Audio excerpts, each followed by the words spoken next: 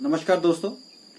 आज संविधान का जो विकास भारत के अंदर हुआ है उसकी प्रक्रिया में अगला वीडियो आपके सामने, और इसमें मैं आपके सामने चर्चा करूंगा उन तमाम समितियों की जो कि भारत के संविधान निर्माण के दौरान बनाई गई थी, और वो कौन कौन सी कमिटीज थी और उनमें कौन कौन से लोग थे और उनके अध्यक्ष कौन कौन से।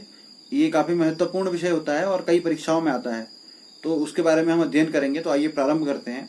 पहली समिति जो यहाँ पे बनी थी वो थी ड्राफ्टिंग कमेटी, जिसे हम कहते हैं प्रारूप समिति। सबसे फेमस ये समिति रही है और उसका काम पूरा ड्राफ्ट बनाना और ड्राफ्ट्स को एकीकृत करके उन्हें एक साथ जोड़ना हुआ करता था।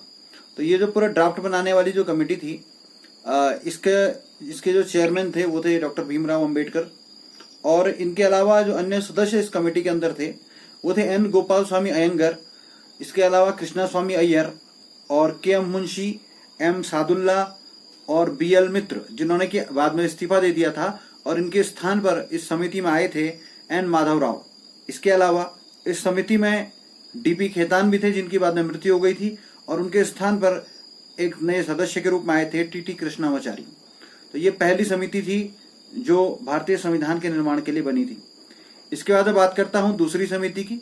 तो दूसरी जो समिति थी उसका नाम था संघ शक्ति समिति, यानी कि यूनियन पावर कमेटी। तो यूनियन पावर कमेटी के जो अध्यक्ष थे, जो चेयरमैन थे, जो हेड थे, वो थे जवाहरलाल नेहरू। इसके अलावा एक और समिति थी यूनियन कॉन्स्टिट्यूशनल कमेटी, संघ संविधान समिति, और इस समिति के हेड भी जवाहरलाल नेहरू जी थे।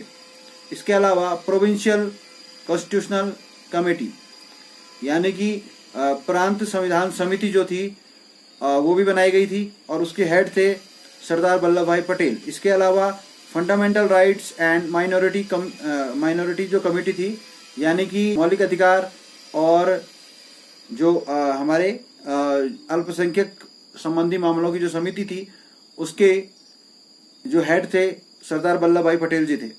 इसके अलावा एक और समिति थी नियम समिति, और एक थी संचालन समिति। इन दोनों समितियों के हेड थे डॉक्टर राजेंद्र प्रसाद, और इसके अलावा एक और समिति थी जिसे हम कहते हैं फ्लैग कमेटी, यानी कि झंडा समिति, और इसके हेड भी थे डॉक्टर राजेंद्र प्रसाद। अब हम बात करते हैं भारतीय संविधान को बनाने में इन संपूर्ण समितियों ने कार्य किया, और 2 वर्ष 11 माह 18 दिन में भारतीय संविधान बनकर के तैयार हुआ, और 26 नवंबर 1949 को ये एडॉप्ट कर दिया गया। इस संविधान सभा के द्वारा इसे स्वीकार कर लिया गया, और इसका जो इम्प्लीमेंटेशन है उसी दिन से प्रारंभ हो गया। किन किन विषयों को लेकर के उसी दिन से इम्प्लीमेंटेशन शुरू हो गया, वो विषय थे इलेक्शन, चुनाव हो गया, सिटीजनशिप यानी कि नागरिकता, और इंटरिम पार्लियामेंट, अंतरिम जो संसद थी, और इसके अलावा टेम्पररी प्रोविजंस। तो ये चारों जो चीजें थी उसी दिन से वहां पे लागू हो गई थी। और जो बाकी का जो पूरा संविधान है वो फॉर्मल रूप में जो हमने लागू किया था वो 26 जनवरी 1950 को लागू किया गया था। और जिस दिन 26 जनवरी 1950 को भारत का संविधान लागू हुआ, उस दिन भारत एक रिपब्लिक कंट्री बन गया, एक गणराज्य बन गया। और उसके बाद भारत के अंदर उस दिन उसके बाद से जो राष्ट्रपति का पद है वो भारत के अंदर प्रभावी हो गया, और भारत के जो प्रथम राष्ट्रपति बने डॉक्टर राजेंद्र प्रसाद जी बने, जो कि पहले हमारी संविधान सभा के क्या थे, अध्यक्ष थे, चेयरमैन थे। इसके बाद हम बात करते हैं इम्प्लीमेंटेशन ऑन डेट। उस डेट को 26 नवंबर 1949 को, जिस दिन संविधान सभा ने भारतीय संविधान को स्वीकार किया, उस दिन जो जो आर्टिकल्स लागू हो गए थे उनकी मैं यहाँ पे बात करूंगा।